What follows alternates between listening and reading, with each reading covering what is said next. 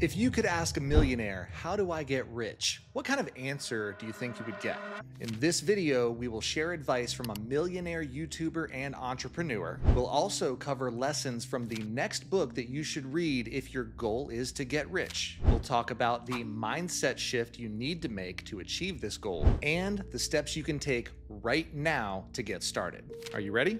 In one of his recent videos, YouTuber and entrepreneur Ali Abdaal absolutely spilled his guts on what it actually takes to get rich. He talked about a friend who recently asked him, "Hey, Ali, you're rich. How do I get rich?" And he responded by asking them a few pretty difficult questions. The first question he asked was, "How many hours a day do you spend on getting rich right now?" And when they heard this, the friend was a little shocked at his response. They got a little defensive, saying like, "Well, I have my day job, and outside of that, things are always really busy." And to that, Ali responded kindly, like he understood, but he pressed on with the next question. "So then, what does your content diet look like?" And we can start by assuming that however much time you spend on social media is completely reasonable.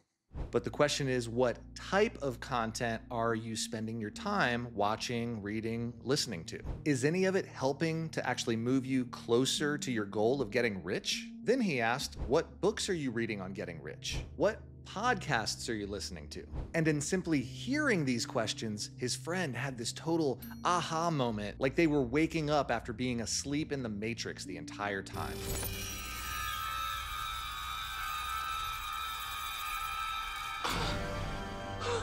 Holy shit. So what does it take to get rich? Well, throughout his video, Ali repeats over and over and puts on the screen in big, bold letters, getting rich requires an unhealthy obsession with getting rich.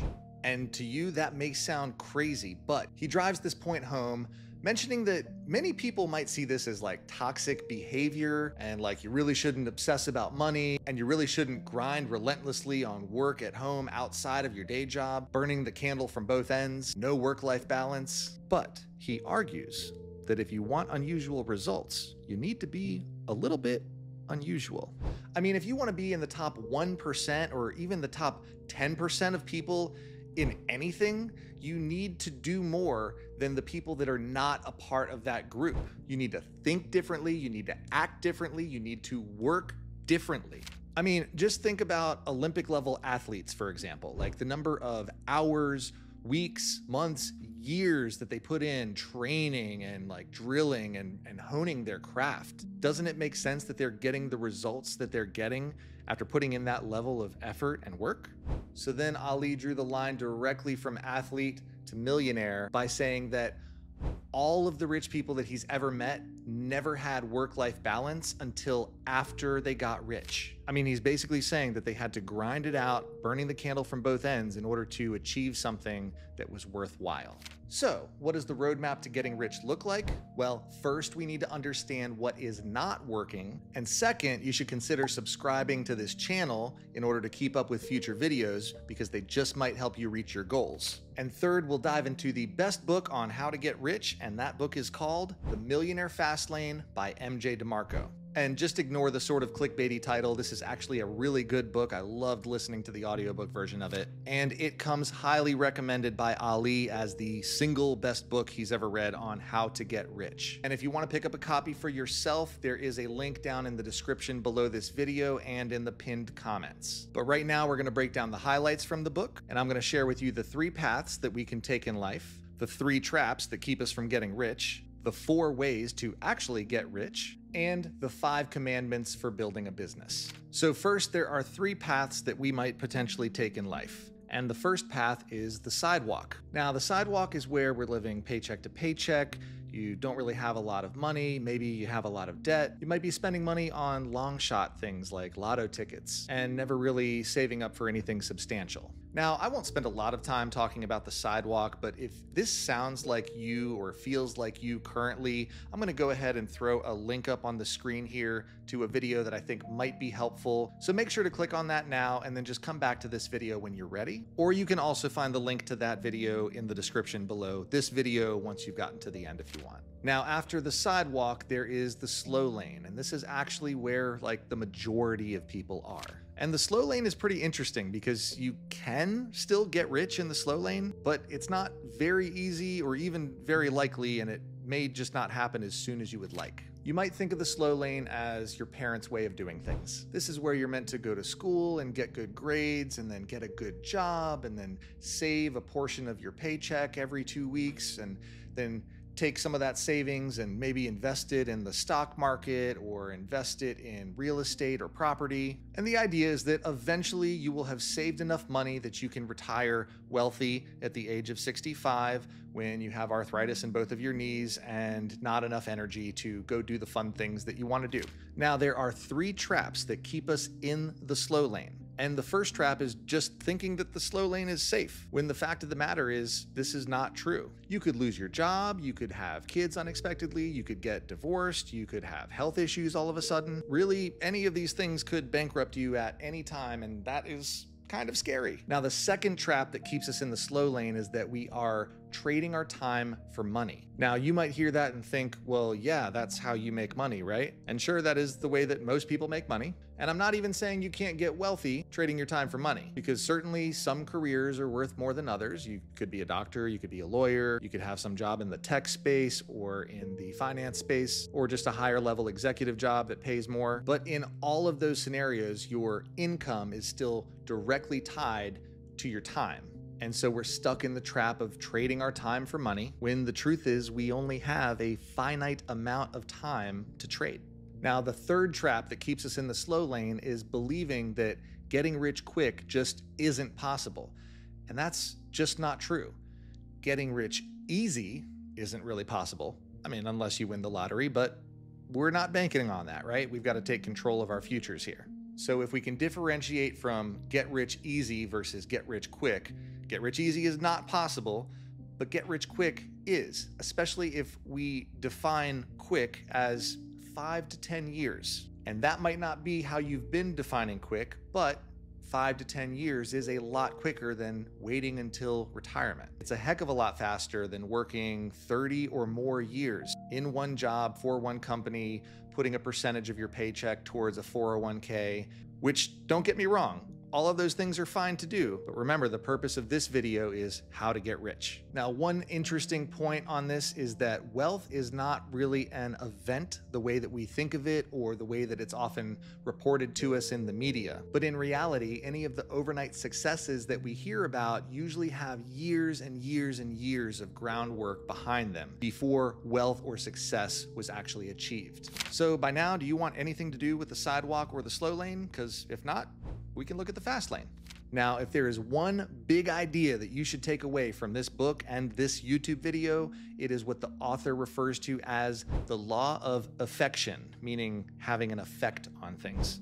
And that law is as stated: if you want to make millions, you need to impact millions. And this is virtually impossible to do in the slow lane unless you are some sort of entertainer who has made it big. So if you're Taylor Swift, your income is still more or less tied to your time. When you're performing in front of stadiums of people, you're just reaching more people at once. And yes, there are other aspects to that music business. We'll get into that momentarily. So how exactly can you impact millions in order to make millions? Well, the answer is to build money trees. And yes, money trees do exist, provided you spend your time building yourself a money tree. So what is a money tree exactly? A money tree is a business that survives on its own. It does require periodic maintenance and nurturing, but ultimately it acts as a surrogate for you so that you don't have to trade your time for money. Now, there are 4 types of money trees. The first one is a rental system. So this is either physical property, real estate, vehicles or equipment, or licensing, which could be music or other media assets. The second money tree is a distribution system, and a distribution system kind of acts as a middleman connecting buyers and suppliers. So you could think of like Amazon as an example, but also think of companies like Uber or DoorDash, where they don't actually own what they're selling. They are just connecting people and making a profit from the connection. The third kind of money tree is a software system. And software is great because you build it once and then it is replicated infinitely on demand. And the fourth type of money tree, this one is my favorite, is a content system. And content could mean writing a book or making YouTube videos or creating a course. Really anything that is sharing information in a way that also can be easily replicated or scaled without you needing to create new physical versions of a thing. Now, if at least one light bulb has gone off in your head at this point, it would mean a lot to me if you would gently tease the like button below the video. It's a small ask, and as a token of my appreciation, here is a picture of a cute little sugar glider. Next up, we have the 5 commandments for building a business. First is the commandment of need, which just states that people must need the thing that you are offering them or trying to sell them.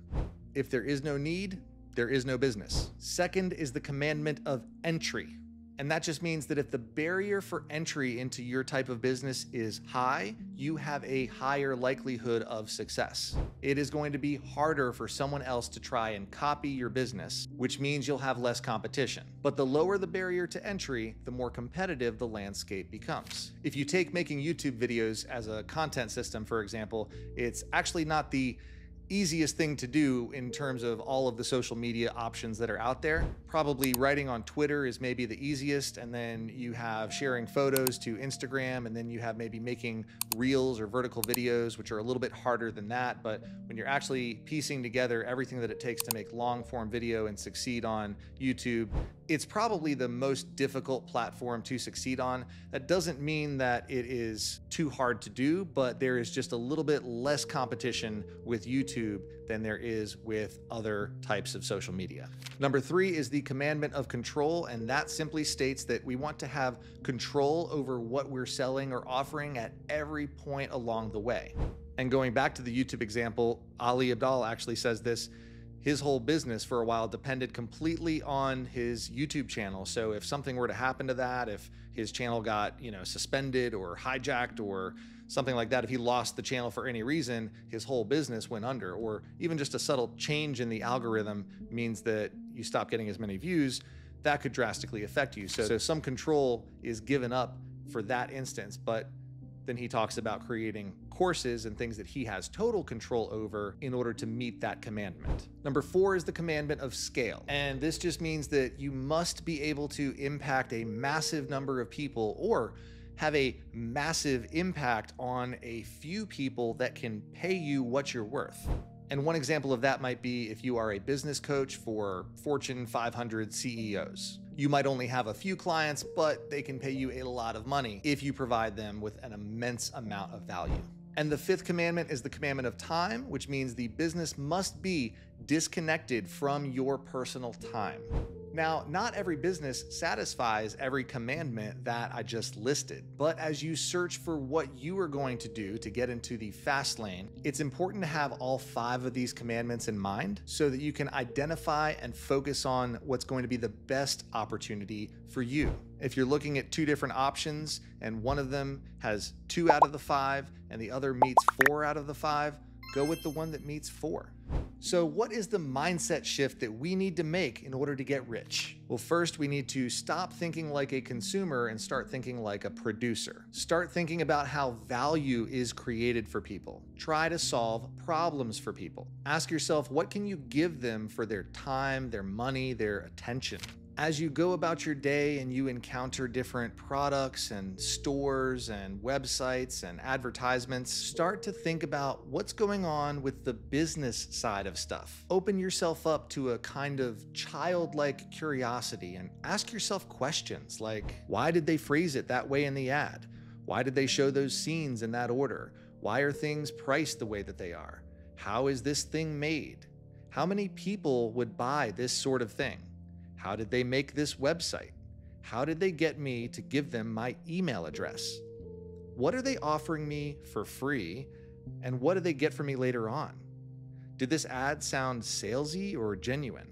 What problems does this product or service solve? How painful is that problem for some people? How much would someone pay for that pain to go away? How is value created? Remember that the idea is to switch from being a consumer to thinking like a producer, meaning someone who creates a product or a service or a solution to a problem. The next part of our mindset shift is considering that we all have the same number of hours in the day as everyone else, and yet some people are going to meet their goals while others are not. What do we need to be doing differently to be in that group that actually achieves their goals? Part of your change in mindset is also going to be getting very clear, crystal clear on what it is that you want and why it is that you want it. If you want to be rich, if you want to be wealthy, why? Like, what does that mean for you? What does that change for you? What does that open up for you? What does that make you never have to do again that you hate doing? And once you figure that out, like, write it down or draw it or print out a picture of it and just put that somewhere that you were going to see it first thing every morning and throughout the day. You could even just write it down in the Notes app on your phone and then take a screenshot of it and make it your wallpaper. Whatever you can do to constantly remind yourself to stay on track towards your goals. The next piece of the mindset puzzle is to ask yourself, am I willing to serve others to achieve my own dream? And here's the thing, serving others creates value. It gives you a cause or a why behind what you're doing, and people will rally behind you if they align with your why, with your reason for doing what you do. Now it's time to start thinking about execution. How will you achieve your dream? What will you create? Which money tree speaks to you? Is it the rental system? Is it the distribution system? Is it the software system? Or is it the content system? Then ask yourself, is what you're thinking of really the best and fastest way to serve your audience? Is this how you can have the most impact? Is this how you can impact millions? And if you're overwhelmed and feel like this has been too much information, this is the one thing you need to start doing now. Start looking for pockets of time and start using them. As a general rule of thumb, if you have the energy and you know what you need to be working on, use those pockets of time to do the work. Now, if you don't have the energy and you're dangerously close to just turning on Netflix and diving headfirst into a bag of Cheetos, instead, try some productive procrastination. And that just means instead of choosing Netflix, choose something like a YouTube video or an audiobook or a podcast or something that is actually going to help move you closer to your goals. You can use that time where you don't have to really think too hard, but you can digest some information that is going to teach you something new, expand your mind, or learn a skill.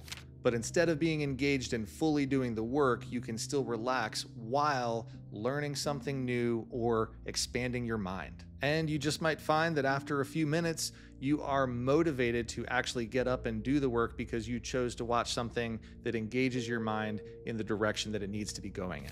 If you're a book person, I know I already recommended this book that we've been talking about, but I have a few other links in the description of books that you should absolutely read if you are going down this journey. And if you feel like you just really don't have time to read in the season of life that you're in right now, audiobooks are a great way to absorb information while going for a walk or driving or doing mundane tasks around the house. And I have to say that having an Audible subscription has literally changed my life because I used to just not read very often, but I have consumed so many books since I started using Audible. It has just been absolutely worth the few dollars a month that I pay for the subscription. So if you want to get a few free audiobooks to start, there's a link also in the description that will hook you up with 2 free audiobooks. Now, if you found this video helpful, I really think you're going to enjoy what I have for you in this next one. So go ahead and click on this fancy little floating thumbnail, and I will see you in the next video.